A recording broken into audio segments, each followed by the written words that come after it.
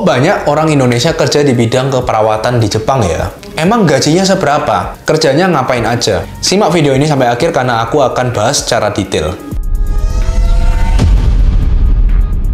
Keperawatan untuk orang lanjut usia atau bahasa Jepangnya Kaigo merupakan bidang yang cukup banyak diminati orang Indonesia, baik untuk magang maupun tokuteikino ya. Peluang kerja di bidang Kaigo itu cukup besar di Jepang karena seperti yang kita tahu ya, angka kelahiran di Jepang itu menurun terus setiap tahunnya, sehingga populasi orang lanjut usia jauh lebih banyak dibanding anak mudanya. Kerja di bidang Kaigo merupakan kerja yang sangat butuh komunikasi yang cukup, karena tiap hari bekerja ngurus orang tua. Apa saja lingkup kerja di bidang Kaigo ini? Yang pertama, memandikan orang lanjut usia.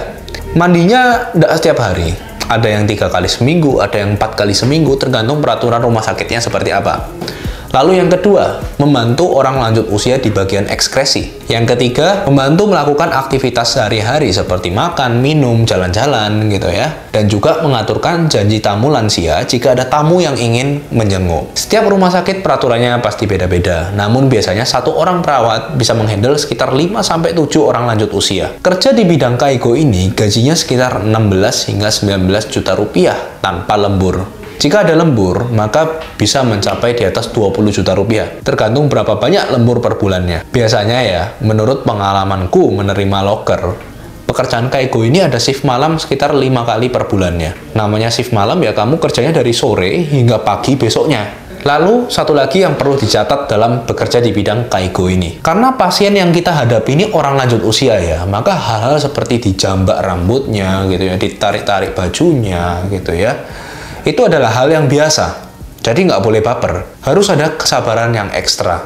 Makanya kalau kamu emang pada dasarnya nggak suka interaksi dengan orang, terutama dengan orang yang sudah lanjut usia, sebaiknya aku sarankan tidak mengambil pekerjaan ini hanya karena ikut-ikut orang. Apa saja syarat untuk bisa kerja di bidang Kaigo? Yang pertama, kalau di saya, itu maksimal usia 35 tahun.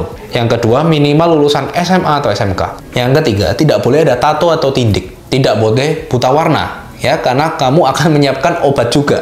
Nggak lucu kan kalau harusnya kasih minum obat warna merah tapi kamu salah ambil yang warna biru. Nah, lalu berikutnya, tinggi dan berat badan ideal, serta sehat jasmani dan rohani, alias tidak boleh ada penyakit mental, penyakit kronis, penyakit menular maupun penyakit turunan. Di bidang ini bisa untuk laki-laki maupun perempuan selama memenuhi syarat-syarat tersebut ya.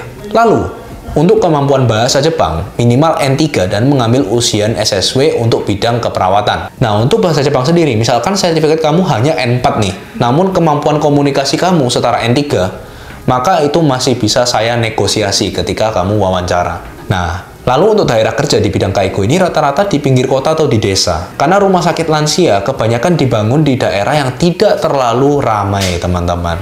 Jadi gimana? Tertarik kamu kerja di bidang keperawatan? Jika masih galau, namun kamu serius mau kerja di Jepang, kamu boleh DM Instagram aku ya, @williamdesio, untuk kita konsultasi lebih lanjut. Jangan lupa subscribe dan nyalakan notif untuk video berikutnya. Bye-bye.